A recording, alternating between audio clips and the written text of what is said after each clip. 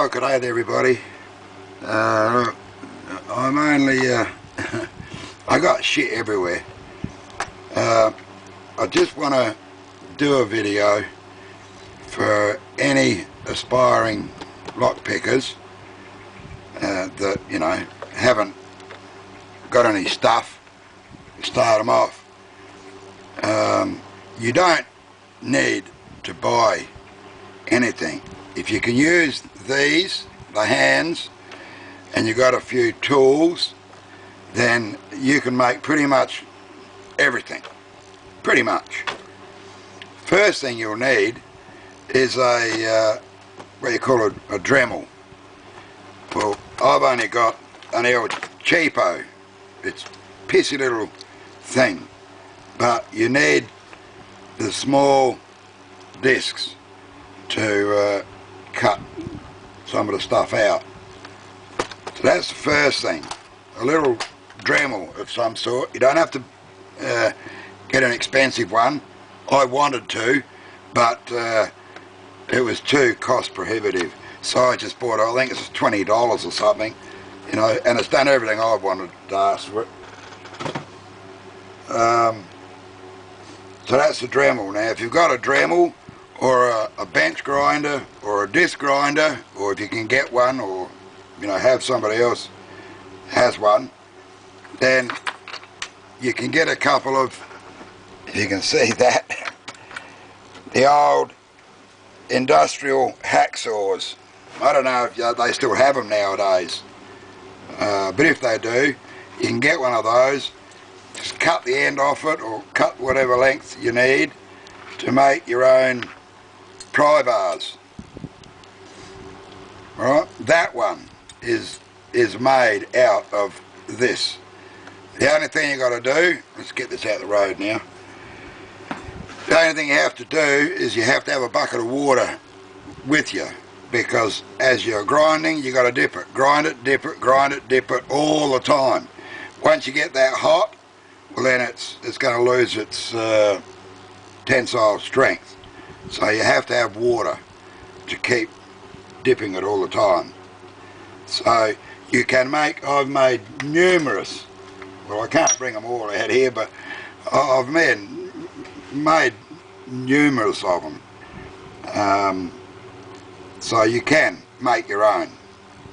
Just use your hands, that's all you got to do. That's the first thing. What else? Your picks, you know. If you want to make your own picks, heat shrink tubing just takes the edge off the, you know, makes it a bit more comfortable, right? You don't need, I've bought bloody stacks of picks here. I got, well, not stacks, but I mean I got 6 or 8 or more sets of picks, but I never use them. I never use them. I use mine all the bloody time. So all you need is this stuff, this Starrett feeler stock. That's all you need. That's most of mine are 28 thou. Right? I did get a couple of 20 thou. I've only got one. I managed to get a whole box fairly cheap from America, but I see on eBay now that they're a lot bloody dearer than that. You can buy it so much for each one. So yeah, all you need is a Starrett feeler stock, and you can make your own picks, and you can make whatever shape you want, you know, whatever you want. You don't have to be dictated by what the sets contain. All you need is imagination. Okay, so what's that? So that's the feeler stock. Get that out the road now. Jesus, what else? Oh, I haven't got any here at the moment. Windscreen wipers inserts. That's the best. It's the best for the smaller stuff. Out So this, I've made boggeters, both ends. I'm not perfect at making these, you know, but they're okay. They'll work. Trying to get different peaks, gaps between the peaks, etc, etc, and I've made a few to both ends. And I've done a few before. They're even worse at looking at, but they still work. They still work. So you can make numerous boggeter picks. So that's the boggeters. I think I've got that much stuff here, it's really hard to think. The next thing is these bloody, oh, better get my eyes on, these bloody circlip on the plugs, right? Again, you can make your own. Oh, I've lost it. Oh, dope. All you have to do is just get a kitchen knife. I wonder where I put that. I still had one here too. Anyway, all you got to do is get one of these circlips, put it on the blade of the knife, get some spray paint, spray it on there so you got the thing, get rid of the washer, and then you got the shape that you want, and just cut it out. Again, you need the dremel or that type of thing to get in there and do it. With that, I've also made these plates, different thicknesses for different types of locks, right? I've never used that end yet, but I've only ever used that end, because this is a small one. And all you do, if you've got a key, well then you're fine. You can pick it and then relock it and then get the circlip off. But if you haven't got the key and you want to get it picked open, well then you've got to put that through there to hold that bloody circlip. And then get your thing and it'll just pick them out. Just hold that, stop the circlip from moving around, and then pick it off. I tell you what, those two things that I made, I reckon it's probably the best thing I ever bloody made. Yeah, I mean, you can buy these as well, but I mean, you can make these, you know, it's just a matter of using your imagination and, you know. So, that's that. What else is there? The picks. Oh, the plug followers. Yeah, you can buy them. I bought them, I got a few, and one of them came like, was sort of like that. It's all scored up there, so I've had to put it in a drill and get sandpaper around to try and smooth it. I'm not really bloody happy buying those. I don't know why I bought the bloody things to start with. So you don't need none of that shit. All you need is wooden dowel. Ask any shearer who knows about curtains. They'll know what this is. Well, maybe not nowadays. Nowadays it's probably tubing, you know. But you just get either different diameters, or again, just sandpaper them down to get snug fit in the body of the lock. I've made several. Copper one, just round bar, just steel round bar. Again, you'll need probably a disc grinder and a Dremel, you know, to pretty it up, you know. I made numerous of those, and I use them pretty much what I used to, until I got this thing with these Flash Harry plug followers. I'm only using this one lately because I bought the bloody thing, so I might as well use it. But you know, the wooden ones fine. So what else? You know, I'm going to miss a lot of stuff, I know, but get rid of that away. You make numerous, you're going to have thousands of bloody tensioners.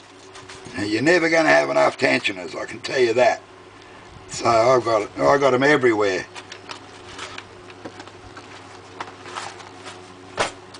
That bag is actually, it's an Avon cosmetic bag. I don't know what the Sheilas use. They have all brushes in here for, I don't know, painting their eyes, I don't know, whatever they do. And these, I thought, are actually bloody brilliant. All my tensioners can go in a zip bag and all those. And I've got several of those. Actually, one of my daughters bought me another 3, I think, for Christmas, you know. I've got one Chinese. That, by the way, it's a Chinese pick set. I think it cost me $4 Australian, or $4.50. Free postage. I mean, for Christ's sake, if you want to go into picking, lock picking, you know, don't buy the expensive stuff when you start. If you don't want to make your own, get into China, and you can get them dirt bloody cheap and free postage. I mean, Christ, you can't be better than that. 1, 2, 3, 4, 5, 6. I got 6 picks from that set. Anyway, that's that. And that's the bags. Blah, blah, blah. What else have we got? I bought a... Now, okay, I don't want to bag out any people who make their stuff, but I bought this pouch, and as far as I'm concerned, it's pretty bloody useless. The only things I can fit in there are thin. They just, if you get them in there, you'll never get the bastards out. So I'm not bagging out the manufacturer, but I found it's, yeah, I don't bloody happy with it anyway. The next thing, your pinning tray. I mean, all I did was